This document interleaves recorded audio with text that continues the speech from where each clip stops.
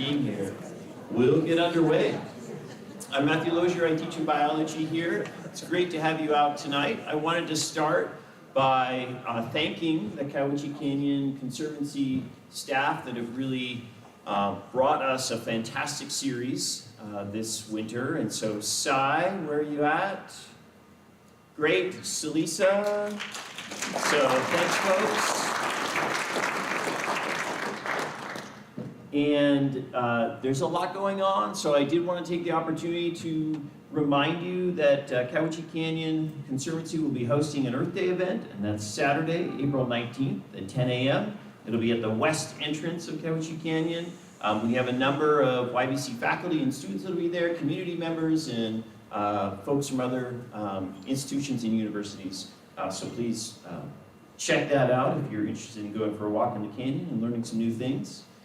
And I wanted to acknowledge too, it's great to have Fish and Wildlife here represented tonight. YBC has had the opportunity to have some summer research in coordination with Fish and Wildlife, and they were also great during our volunteer day. We had a STEM day in early February and had hundreds of mostly small children coming through and visiting our science stations. So some great partnerships there. So I'm going to turn it over to Cy to introduce our guest speaker. As always, I'm very grateful that we have the opportunity to have this space. So thank you to YBC administration, thank you to YBC Community Relations for streaming this, and thank you to the YBC Winery that has been opening before our talks. So turn it over to Cy.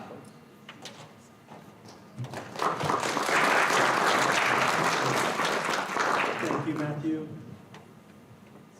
I'll keep my remarks brief. Thank you all just for coming out again. This is the final talk of our winter series. And I just wanted to say a few brief words about why we do this. This is a long-standing partnership, as Matthew said, between Yakima Valley College and Cowiche Canyon Conservancy. And the idea is to create a space for our community to come out and be in person, ideally. We're also streaming this. You can do it at home too. But ideally, folks come out in person to engage with the community, with each other, and also to create a space to learn about the local life that exists here. And the idea is that the more we learn about life in this place on Earth, the more we care about it. That's profoundly true for me, and I hope that's true for y'all too. So that's the idea behind these talks. This year, we've been lucky to have really a lot of hyper-local speakers, and I'm grateful that Greg Mackey is going to be the final speaker of our series. We planned to host him last year, so this has been a long time coming. And Greg is hyper local. I think he's been a Yakima resident for a long time, and he's essentially a CCC neighbor as the wildlife manager with the Oak Creek Management Unit.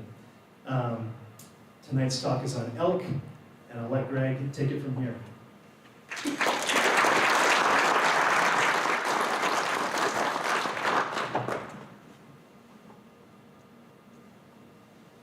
Excuse me while I empty out a bunch of crap in my pockets here.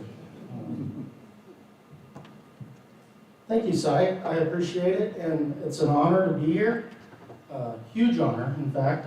And yeah, I am a Yakima native. I was born right up the street here at Yakima Memorial Hospital in 1976, July 4th, in fact. So, hooray! God bless America, right?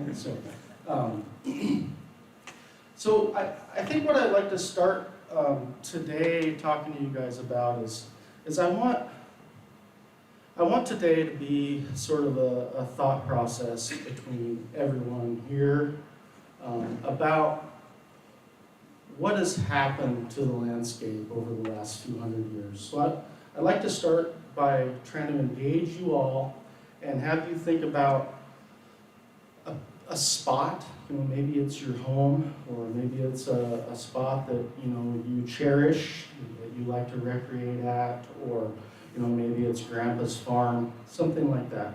And I want you to think about what that looked like 300 years ago. And so I want you to just keep that in the back of your mind throughout this evening's talk. So a little bit about myself real quick before we get started. So again, I'm Greg Mackey. I was born in Yakima, raised in Selah, Washington, went to Selah High School, graduated in 1994, attended YBCC at that point in time for a couple years, got an associate's degree, and went on to Washington State University. Go Cougs! And sorry for all you Husky fans out there. We got to do that, rah stuff. So, got a degree, a bachelor's degree only. So, I may be one of the only lesser educated folks who's spoke at these things. But bachelor's degree in forestry. Went on into private industry. I worked for some private companies that are no longer in existence down in the area of Goldendale, Washington, and then moved on into Western Washington, Western Oregon, working for some TIMOs. Does anybody know what a TIMO is? So TIMO is a Timberland Investment and Management Organization, and so it's basically a timber company, but they are responsible for generating monies for public institutions like California Public Employees, Retirement Fund, that sort of thing. A lot of people don't know that timber is a stable investment for those types of things. So I spent some time there and just got too much moss on my back. Was tired of wrinkly feet, and was just desperate to get back to Central Washington, and DNR was glad to take me. Spent 10 years there. There's some people that I worked with in the audience for a long time with the DNR, so it was a really good time. And started with the agency in 2015 as a forester, and then became the Oak Creek manager in 2017. So now that you've got all that out of the way and you're really bored, let's get into the real boring stuff. All right, so why wasn't it changing? Oh, there we go. All right, so this is basically the region that I work in as the Oak Creek Wildlife Area Manager. So the black outline shows all the Region 3 lands. All the green is wildlife area, or Department of Fish and Wildlife managed lands. And then there's, obviously Hanford Site Training Center, and then, some of the lighter, it looks kind of orange actually, but it's usually light pink. Those lands are DNR trust lands. And you can actually see that there's some checkerboard DNR trust lands within those wildlife area boundaries. A lot of those are leased by the Department of Fish and Wildlife from the Department of Natural Resources. So, I'm sure you guys are still thinking about, what your particular landscape looked like within that area. So, with that, we're going to go on to what we're going to talk about today. So, basically, this is where we're going to get into, maybe some controversial area, right? So, kind of the three takeaways today are going to be that elk are native to eastern Washington. Elk were nearly extirpated in the late 1800s, and successful reintroductions in the early 1900s created both opportunity for a lot of folks, but also initiated some conflict. And that's kind of what we're going to get into as we move through the history of elk in this region.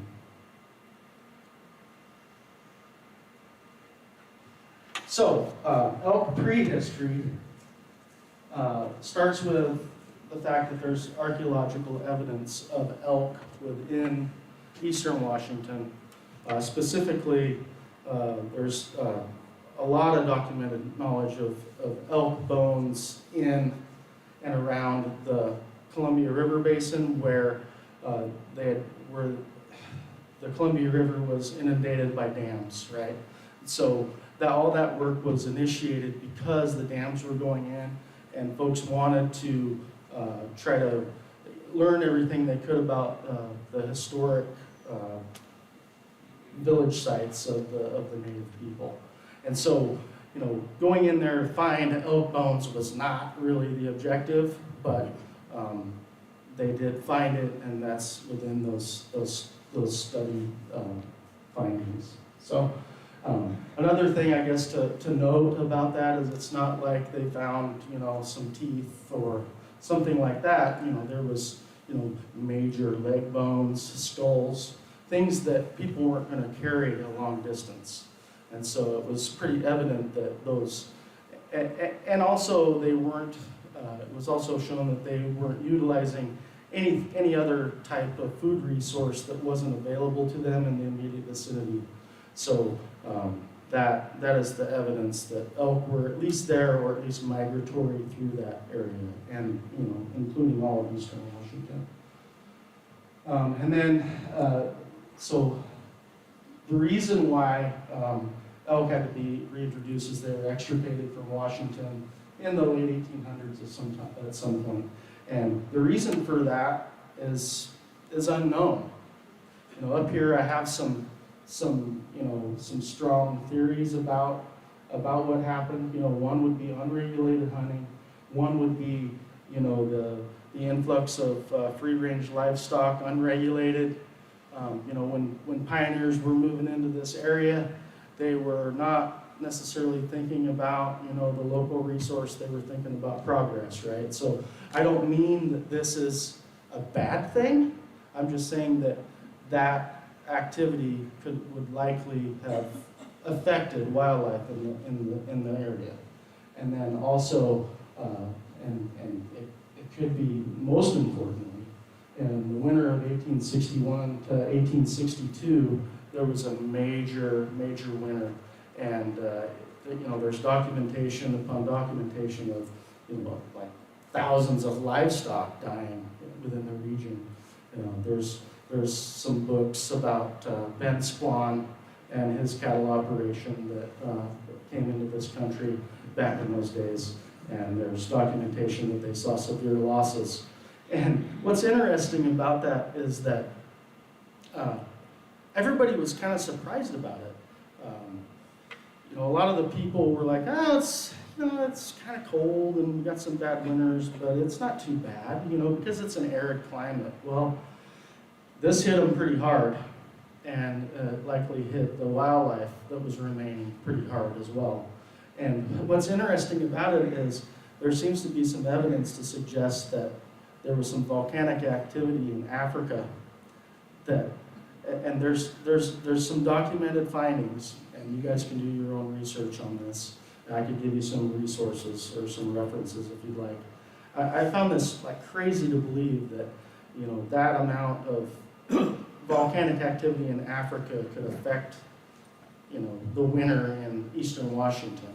But there seems to be some evidence that the increased sulfates, I said sulfites, I don't know, I'm talking about diet, I guess, but increased sulfates in the atmosphere made a colder winter that winter. So, kind of interesting. Okay, so, past, the prehistory, past, European contact, basically, there was, in 1886, the first legislative act of game protection enacted. And what it did was make it illegal to kill deer for sale between February 1 and July 1st. I kind of find this interesting. Does anybody else find that kind of interesting? So it's to prevent killing of deer for sale, right?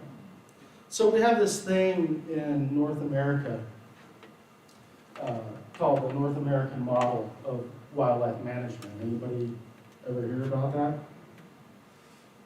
No? Well, there's 7 tenets of that, and I won't go into each one in detail because I can't recite them verbatim out of my mind. But basically, what it says is that number one, the wildlife of the state is the property of the people of the state. Does anybody know how that would be different from the way it was back in Europe?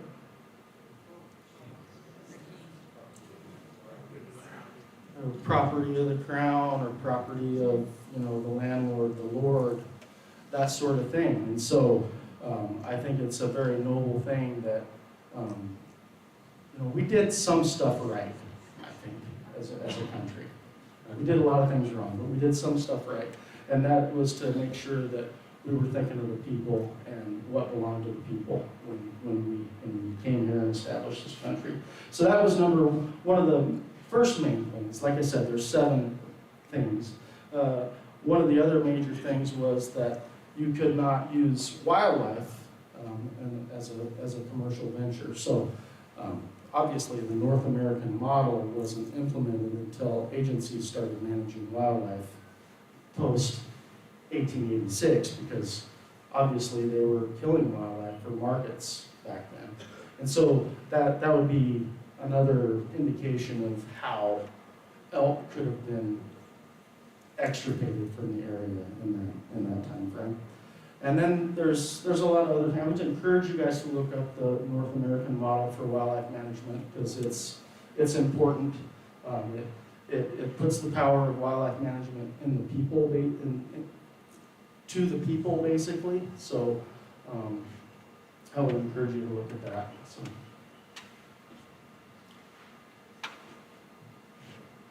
And then in 1889, Washington became a state.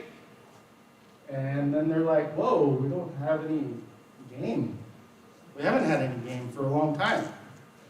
And then the counties started regulating game species. And starting in 1897, each hunter could kill 2 elk. And I'm sure back then it was like, oh, we can't live on 2 elk in a year. What are you kidding me? And then the limit changed quickly in 1901 to 1 elk. And then in 1905, it closed completely. That's a pretty short period of time. That's hardly the amount of time for us to get through high school. So that shows you how quickly it went south. Okay, so, all right. So in 1913, finally, they said, all right, well, we've got to replenish our elk stocks in this area. And it was primarily sportsmen that drove this effort. And in 1913, 50 elk were brought from Yellowstone National Park. And there's a colleague of mine with Fish and Wildlife. Her name is Jay Shaw. She wrote an article for the Yakima Herald last year. I encourage you guys to look that up. She talks about a lot of the same stuff that I'm talking about today. And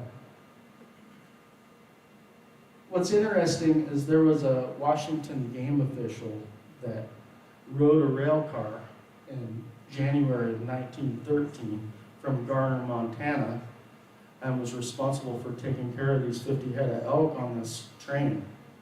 So they'd have to stop, unload, you'd have to unload all the elk, feed, water, everything, and load them back up and take care of them on their trip from Garner, Montana all the way to Yakima. And oh my goodness, that guy must have been tough as nails. Imagine how cold that would have been. But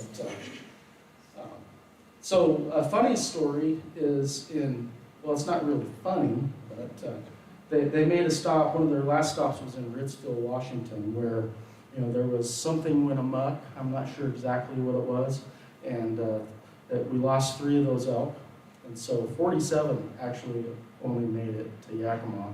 But in the process, that game official, he suffered some maimed body parts and continued the journey. So after they reached Yakima, they stayed in Yakima for a couple weeks, and then they had to be transported by wagon up into the Nile area. And they were held there they were held in Yakima, they were moved into the Nile. I don't know, they could have been held there for a short period of time. I think they ended up, turning them loose into the Nile area, into the wild there in I think it was late February or early March that same year, 1913. So, and then that sort of started, the ball started rolling a little bit faster and faster as time went on. So you can see in 1913 through 15, legislature provides a chief game warden and a fish commissioner, both managed under the Department of Fish and Game. So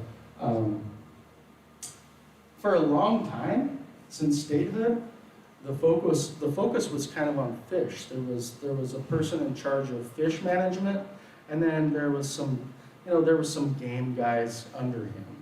So this was kind of, in my mind, the first point in time where they were actually like, okay, well, we need a game management division other than just a fish management division. And then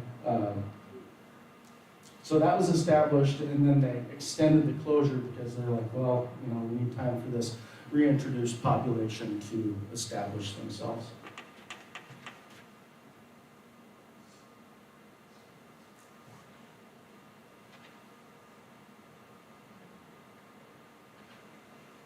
Okay, so then, and it took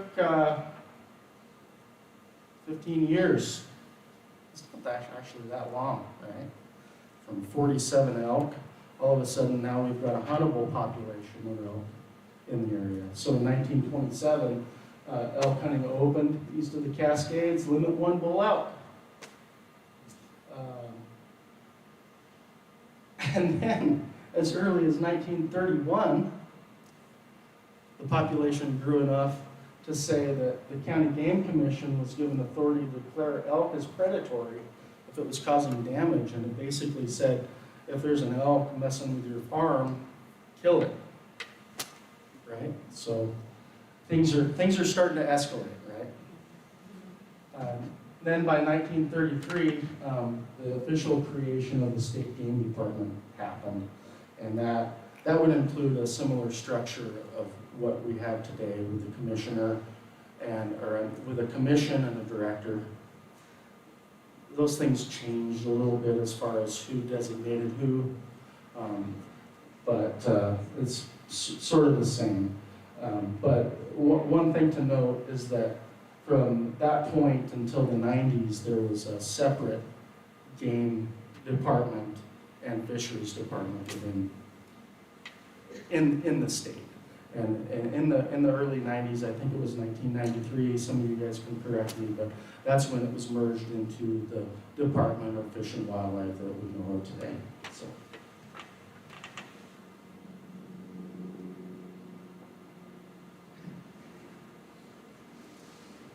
Okay, so things are escalating. In 1935, statewide, we're talking statewide, there's only 878 hunters harvesting 250 bull elk. And then in 1937, this is kind of a sidebar actually. In 1937, the Wildlife Restoration Act happened. It's the Pittman-Robertson Act. How many of you are aware of what that is? Really? Just 2 of you?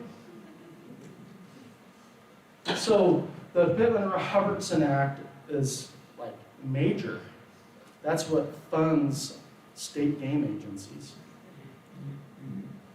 It's a tax on firearms, ammunition, hunting gear, and equipment imposed by the federal government and then allocated to states to manage their wildlife populations. So basically it means that all the people that like to shoot and hunt and enjoy elk as a consumptive resource are what pay for the management of that resource. Now, does anybody know, I mean, does the federal government just hand that money to the states and say, here you go, and we've got to spend, you know, that's all the money that we have to spend? Or are we obligated to something?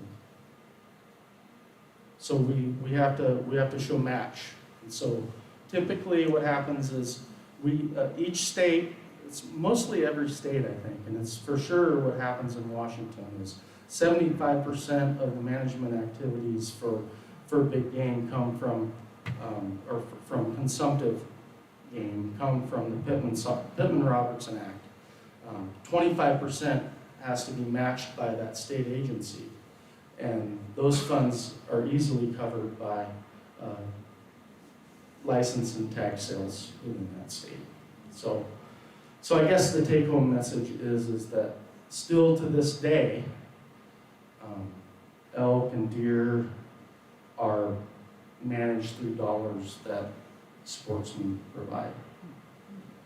So you're not paying for elk out of your general tax dollars. So I think that's an important take-home message. So elk conflict is escalating, elk numbers are growing. 1938, statewide elk population estimated at 15,700. That's statewide. It's still not a huge number, but I think a lot of that, you know, it wasn't evenly distributed, right? I think that there was a lot of elk in eastern Washington, in the Yakima, Kittitas areas where the reintroductions were taking place. And it kind of reached a tipping point, and the state game commission said, okay, well, between the Tyout and Natchez rivers, does anybody know where that lies in relation to Oak Creek? That's pretty much Oak Creek. And so we went from 878 hunters harvesting 250 bull elk in 1935 to, in 1938, 1,000 elk harvested in that area that season.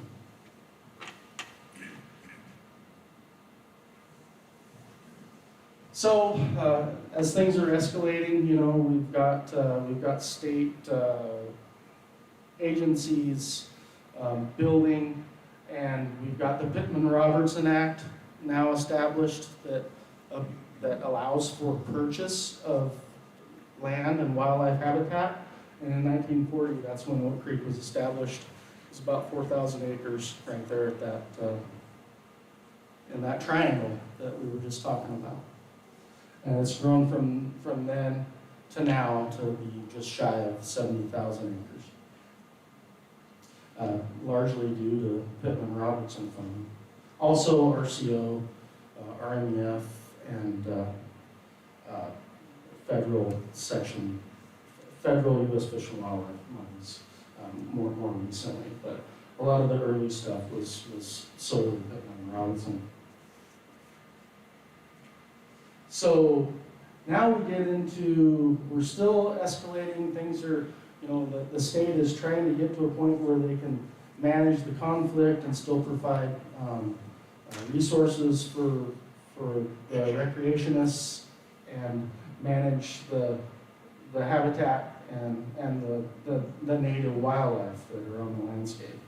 And in 1949, things kind of came to a head, and locally it's known as the Elk Wars. And the farmers, they already had the hammer given to them, saying, well, you just shoot them if they're in your crops. And we had a bad winter that year, and they were like, I've had enough, and they shot 80 elk in the county here. So in response to that, there was more liberal elk seasons established to reduce that crop damage. And then, you know, a decade later, 15 years later, an annual elk winter feeding program was established in conjunction with about 100 miles existing now of elk fence throughout the region.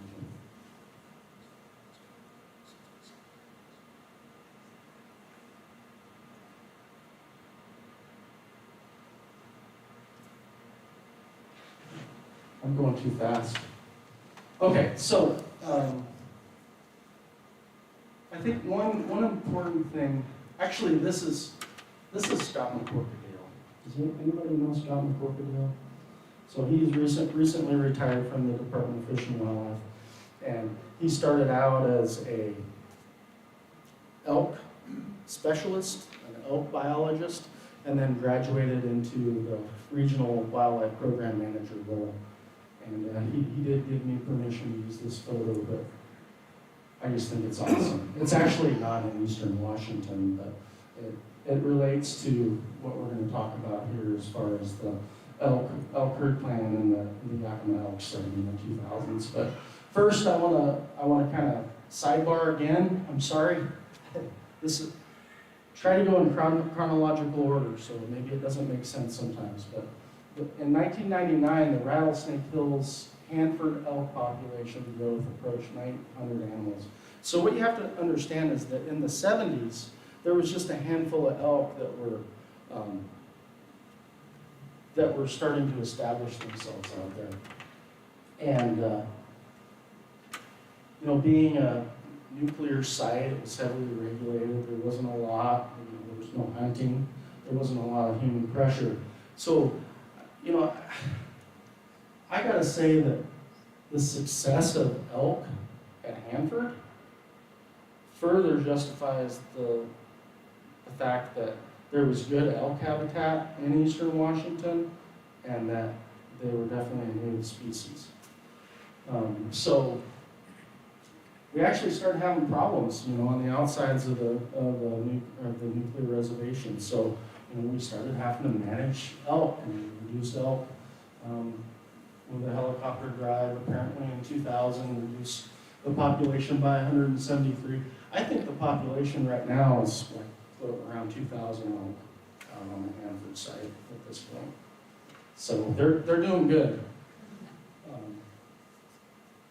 And then in 2002, the existing Yakima elk herd plan was completed, and the Yakima elk herd population goal is 9,500 elk is established in that plan. And so that's what we base our management actions on. Yakima elk herd is everything from I-90 south to the Yakima Reservation. And then along with that elk herd plan, we were also conducting some elk studies in the Central Cascade, which were kind of centered around Oak Creek. There was a lot of captures done on Oak Creek to see where are these elk really going. And so there was a ton of GPS collars put out there. There's some really good visuals of that collar data at the Oak Creek Visitor Center.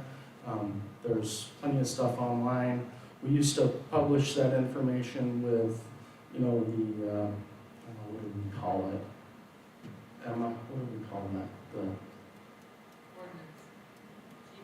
The hunting opportunities every year, which showed you kind of where the elk were, right? I can't remember exactly what we call those things, but I think we stopped doing it because it was done in the 2000s and it's sort of getting outdated. But I don't think elk have really changed their plan that much. So by 2008, we had all that data. We knew where they went. We knew where they wintered, and it aligned with, for the most part, with our objectives at that time. And now we continue to use the annual elk feeding program. Remember, that wasn't established until quite a ways after we started having problems. Now we have the annual elk feeding program. We have two major sites on the Oak Creek Wildlife Area. We have one on the Weenass. We have two in the LT Murray. So, but not all the elk come to those sites to feed in the wintertime. There's some elk that still survive on the range that's available to them. So, and in conjunction with that, we've got 100 miles of elk fence, and then we've also got Washington Administrative Code that requires us as a state to compensate commercial agriculture under a specific set of circumstances for damage that is assessed by a third-party assessor. So that is where we are at today.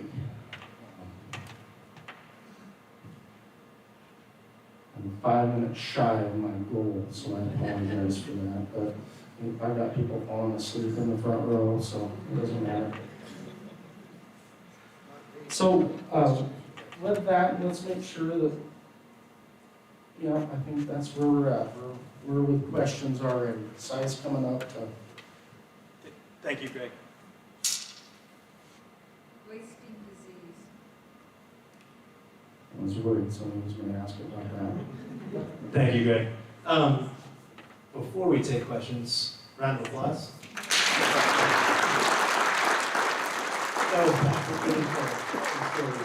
Appreciate it. So what we've done the last many talks is if folks would just kindly raise your hand, and I'm just going to run around and get to as many questions as I can in the order that I see them. I'll try to be as fair as possible. And so I think we've got about 40 minutes or so for questions. Let's start with a hot topic there. She already brought it up back there in the red.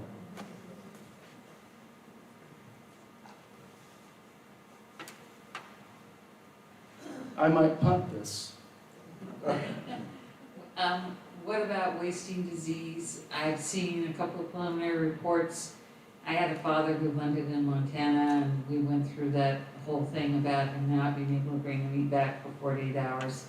But and I'm a retired pathologist, so I have some, I understand. What is your take on it, and has it reached the herd here yet? No. The only, we've only had just a few positive detections, and I believe that they're all in or very near Spokane County. There could have been some, one or two to the north, because we did start an active detection effort during last hunting season after the first one was detected last spring or last winter.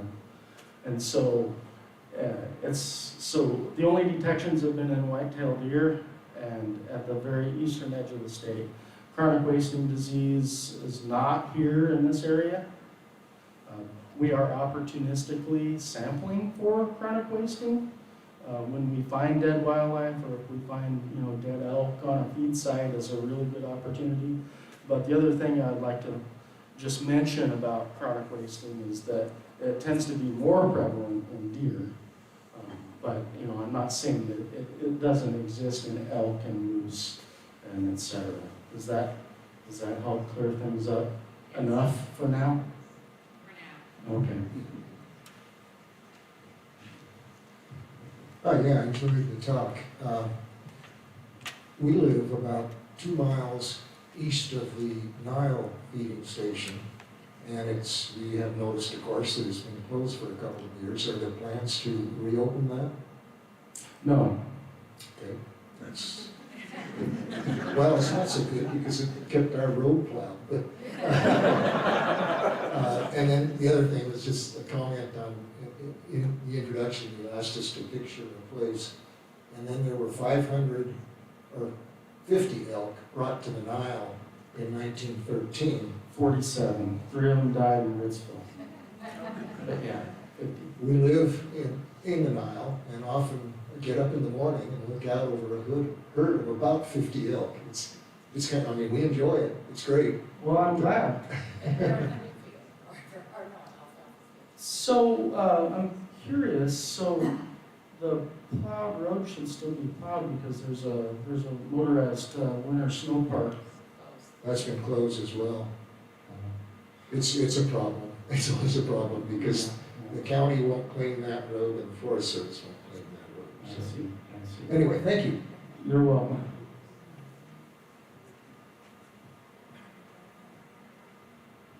Greg, thanks for being here, appreciate it. I thought, What's the average herd size for Yakima now?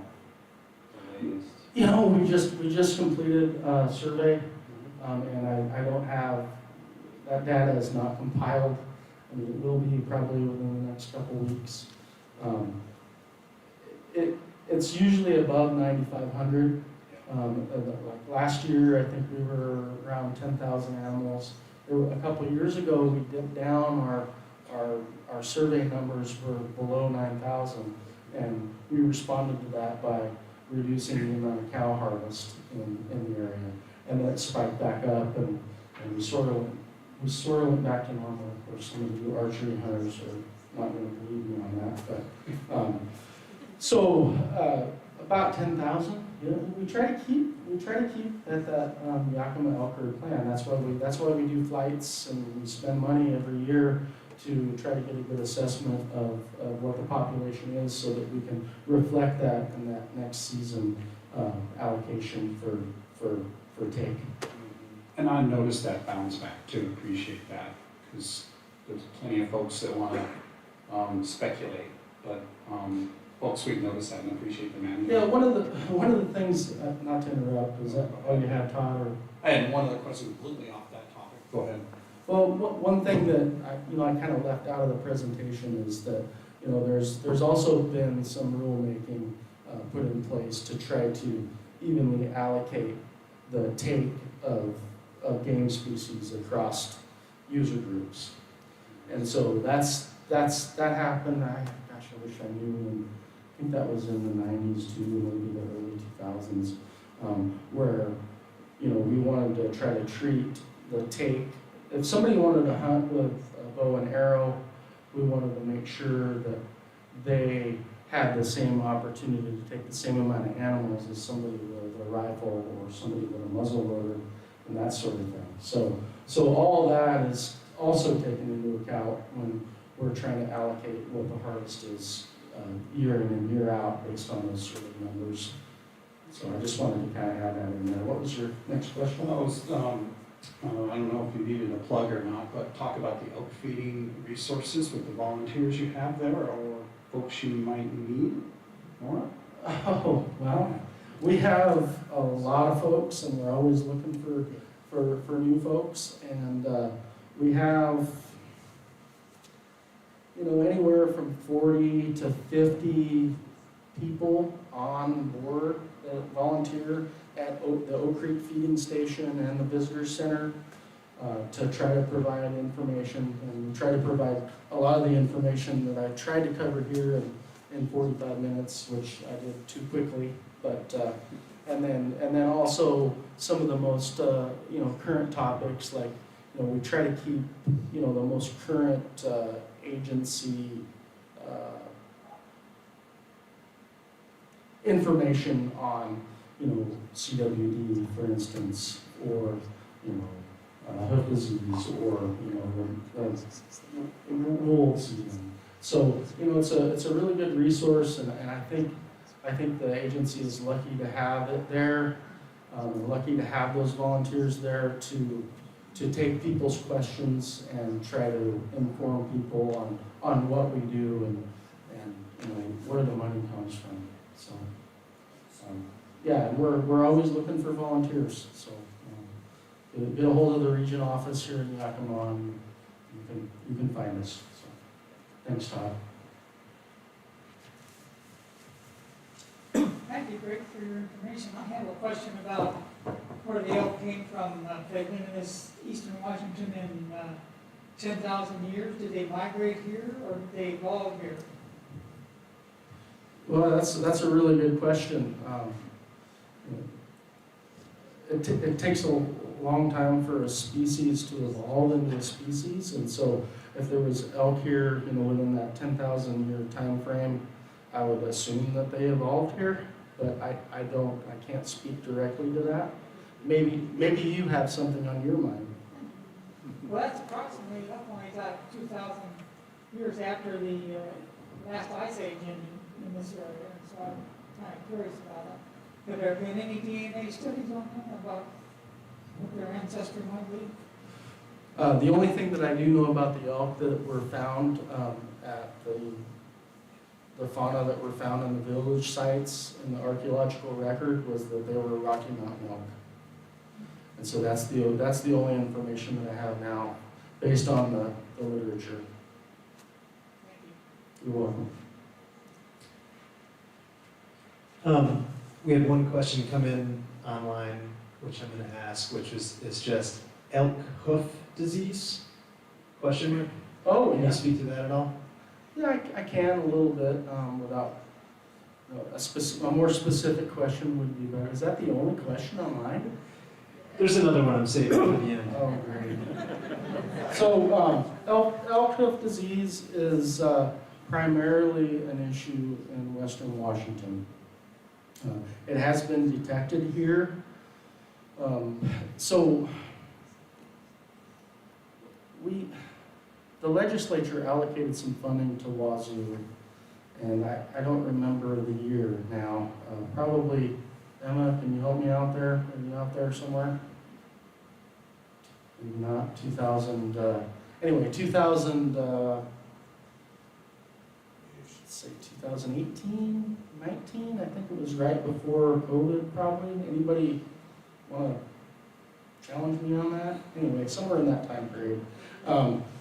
And so they developed basically an elk hoof disease research center in Pullman, and they needed elk to conduct this research, and so they came to Central Cascades to get their elk. And so we trapped and tested elk before we sent them elk, because we didn't want to send them infected elk. And we did detect some of the bacteria that was at that time known to cause hoof disease. But it wasn't affecting the elk like it does in western Washington.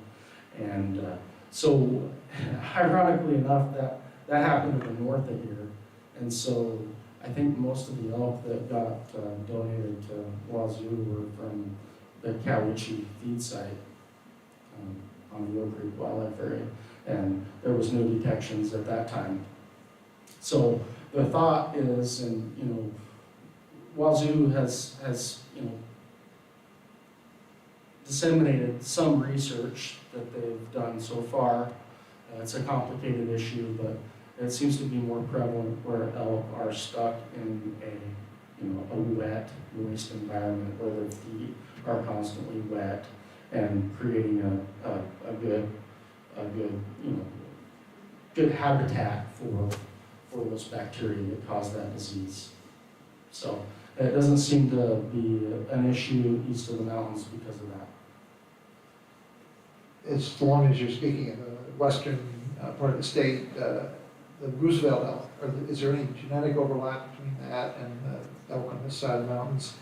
And did they suffer the same extirpation, overhunting at the same time, require similar restoration? I don't know. I wish I could answer that question. It's a good question, but I'm reluctant to, because I really don't have that information for you. I'm sorry.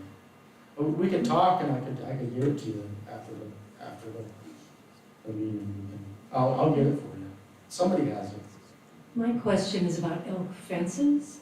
I think herds take them on as a challenge, perhaps a fun challenge. I can only think of Snow Mountain Ranch as an area where a brand new elk fence was put in not that long ago.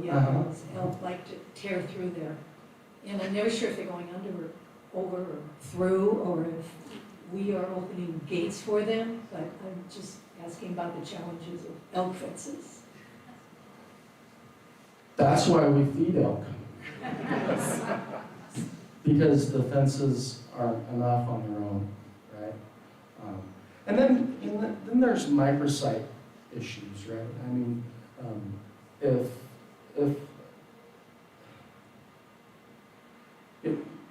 there's specific problems, I would say, with that particular area. And one of them being is that, we have a major county road going through right there, and the elk have learned to dance across that cattle guard and do backflips and not worry about it at all. And we haven't come up with, 100% solution on that yet, although we are designing a better crossing there that we think is a better crossing, that we hope to get implemented in the near future.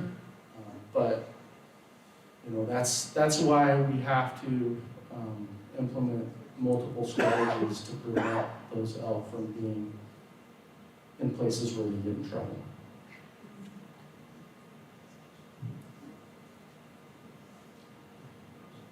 Well, this is kind of overlap.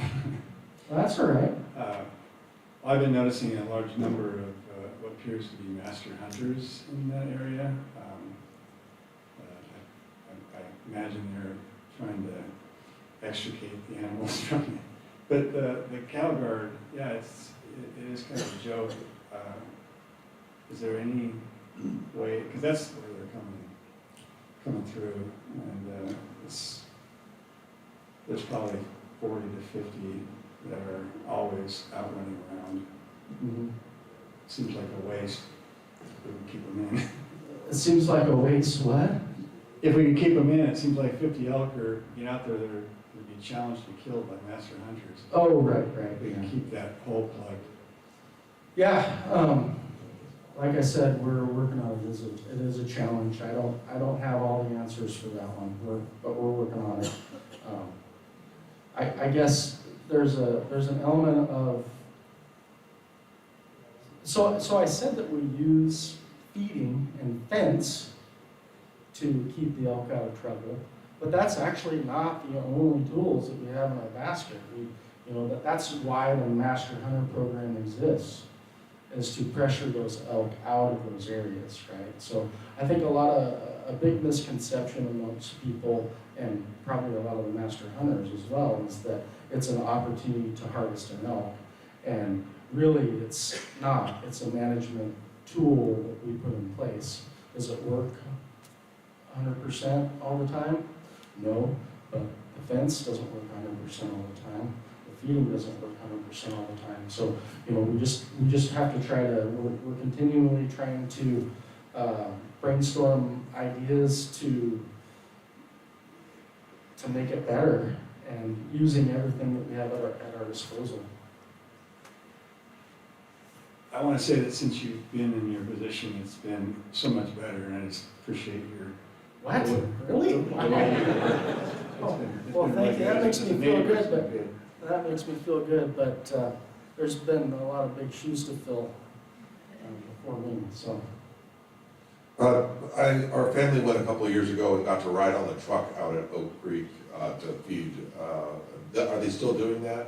And you get on the truck and get out into the...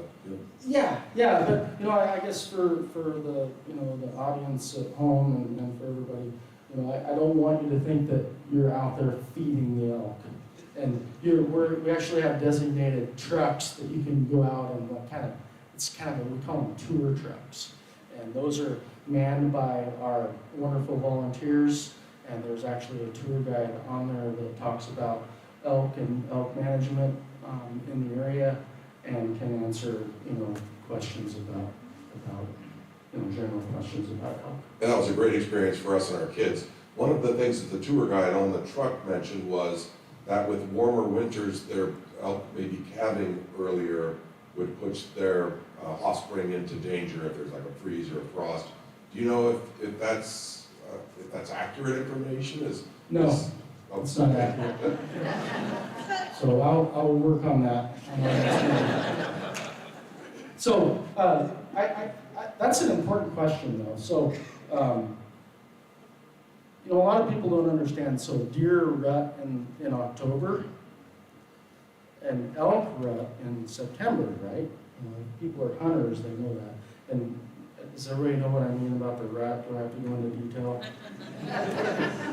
So why do the deer rut later than the elk? Well, it's because their gestation period is shorter. And so they've adapted to have babies at the appropriate time for the best survival at that time, and the maximum amount of growth for survivability that next coming fall winter. So, yeah, they don't worry about warm winters and that sort of thing. I'm curious about the Hanford suburb, I guess you call it. Did that just happen by elk coming from western Yakima and Kidaz counties? Or was there a plant of elk out there? No, that, to my knowledge, that was a natural migration. And that's how that got started out there, yeah. How long ago?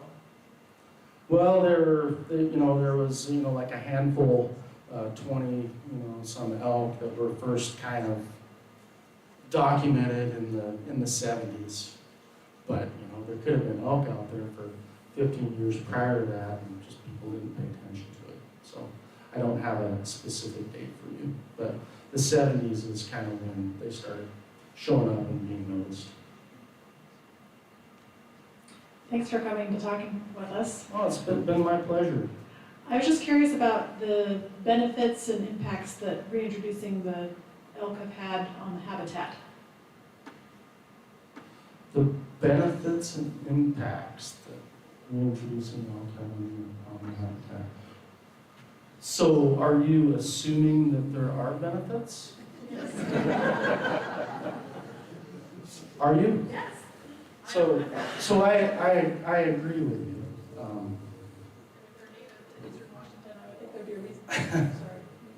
So the agency mission of the Department of Fish and Wildlife is to preserve and protect native wildlife and their habitats. So anytime that we can, talk about a success story about reintroducing a species like that and having them be successful, aside from all the conflict and stuff that they create, they're still a native species and they've proliferated. And grazing species are beneficial to, I'm skeptical because I've got Ed Lisowski just staring at me, but they are beneficial to promote, plant growth, new plant growth and production, in the right numbers, right? And so that's why a lot of public agencies still allow livestock grazing as well on their ownership. So having grazing animals on the landscape is what has occurred for a long, long time, and it needs to persist to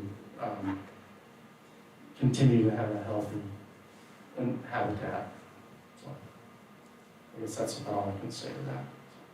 Yeah, hi, I was curious if poaching has been a problem and whether that problem has ebbed and flowed and whether it's your people that are responsible for trying to control it if it's a problem. So, I can't think of a time that I'm aware of where poaching was, particularly excessive in an area. It's one of those things that happens. People speed down the highway. People murder and rob one another. So bad people are out there doing bad things a lot of the time. That's why we have our enforcement division, is to try to control some of that. And so yes, we are very concerned about people poaching wildlife. It doesn't fit into the North American model that I talked about earlier. To continue with the question where she had about the benefits to the habitat, and with Becky asking about the fence, has there been any discussion about possibly changing the location of the feeding station just because of the carrying capacity and the wear and tear back and forth across Cowiche Creek, just the mud that they've generated? You have 1,000 head going back and forth the same trail In every Cowiche, day. there's only 1,000? How many are there? Please tell me. There's a couple thousand at least. No, there hasn't been any discussion on moving that feed site. I would like for it to be in a better location, but we don't really have a whole lot of options on the existing state ground that we have, and also there's going to be impact to the land on any feed site, and so do we want to have So that's where we kind of start getting into that question, well, do we want to have 5 different really impacted areas to try to spread things out? Or do we want to, you know, after this site is already established and, you know, seen some degradation, do we want to move it over here and degrade another location? And then, you know, it's like, well, people say, well, that seems like that's degrading of that site, and then we move it, and then all of a sudden we've got like 10 different sites that have this impact, this cumulative impact of that. I don't think anybody, probably not anybody in this room especially, but I don't think anybody within the Department of Fish and Wildlife, even though I'm out there feeding elk every day, I don't want to be feeding elk. I don't think it's I don't think anybody wants to be feeding wild animals. But the thing that we have to come back to, the thing we always have to circle back to, is that we don't feed the animals because of the animals. We feed the animals to protect commercial agricultural crops and protect the agency against damage claims. That's where we always circle back to. So. Thank you so much for coming. I was going to ask a question follow-up to the Hanford question. So with the elk at the Hanford site, is there any concern in terms of radiation contamination or any other form of contamination that could spread to other elk herds or populations in Washington? That's a good question, and I can't speak to that, but I could try to get that information for you. If you want to come up to me later, give me your contact information, we'll try to circle around. But yeah, I'm not an expert on the Yakima elk herd or contamination on the site. I don't deal with that, I'm sorry. We had a couple more come in online. Greg, one is, your online questions, some of them are quite brief. One is moose, question mark? Are there moose in central Washington? No. I think that they could have been asking about whether or not moose are susceptible to CWD potentially, and yes, they are. And another is there any recommendations for people who are interested in conservation to get their foot in the door, such as volunteering or types of work recommendations? Maybe especially regarding just... Quite a few, actually. Nearly every region has, a designated volunteer coordinator, and we have volunteer coordination folks that work out of our region office. We have customer service representatives at our regional offices that can get you in touch with folks that could potentially have work for you. I already talked about our volunteer program at Oak Creek some, so I'm not gonna bore people with that again, but there is opportunity there for public engagement and public information at Oak Creek. And then we also have several volunteer work party days, usually sponsored by the Rocky Mountain Elk Foundation every year, where we identify major projects and get 30, 40 people out there and roll a fence or repair the barn or spray weeds. We've done it all pretty much. So hopefully that answers your question online. Thanks. Actually, I just wanted to address I had the question on the Hanford elk. Worked out there in the Pacific Northwest Labs, actually has a crew that their job is they go out and hunt and fish all the time. And they actually go out and they hunt, some of the elk and bring them into the labs and check for if there is any contamination spread. So where do you sign up for that? That's what he was wanting. The Pacific Northwest Labs. Thank you for that input. Yes. Well, without seeing further questions, I'd like to ask one more question from online, which is a nice closing question, I think, which is, if folks are interested, I'm paraphrasing the question, but if folks are interested, where can they find more information like you presented tonight? Is there a resource you can point folks to with WDFW, or anywhere else you can recommend folks go? And I will say too, part of the question was about, will tonight's talk be available anywhere? And we are posting two of the 3 talks from the Winter Talk series on our website, on CowichanCanyonConservancy.org. And you can also find them on YVC's YouTube channel.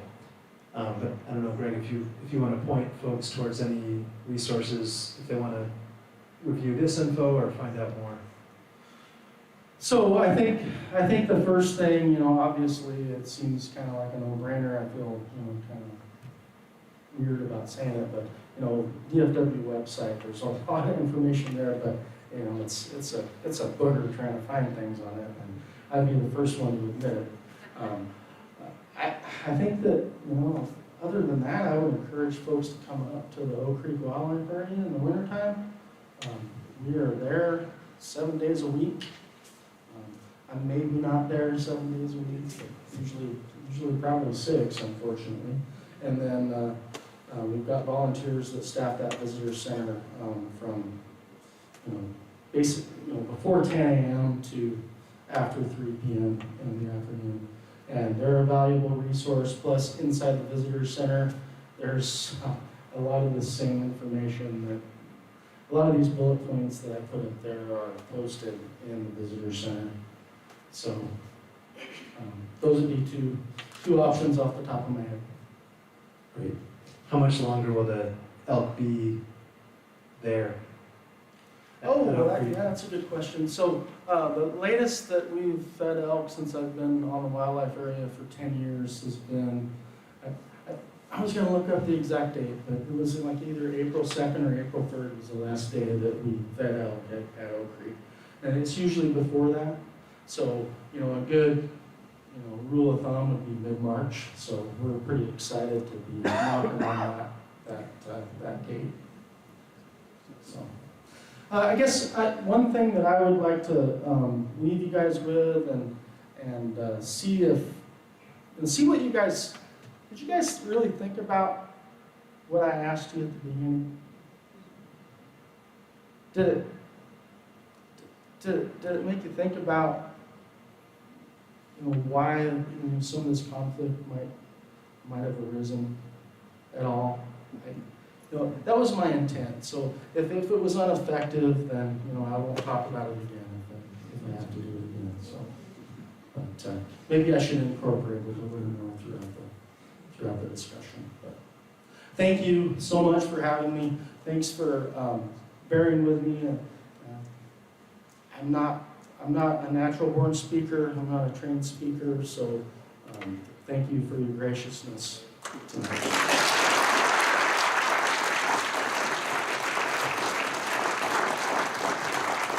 Thank you, Greg.